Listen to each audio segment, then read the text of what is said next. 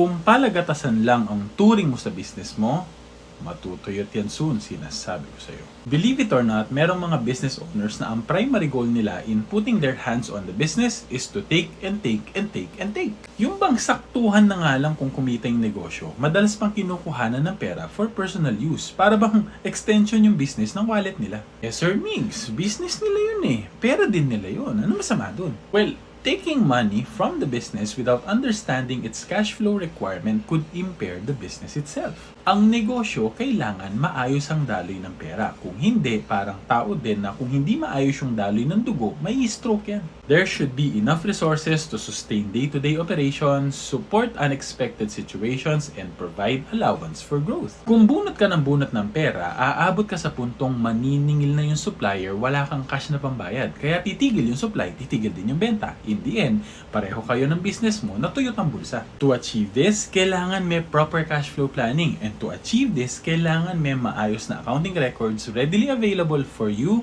to monitor your cash flow and make better decisions for your business. This is the power of accounting automation. And if you're interested to know more, send us a message. Lagi tandaan, basta accounting, i-automate na yan.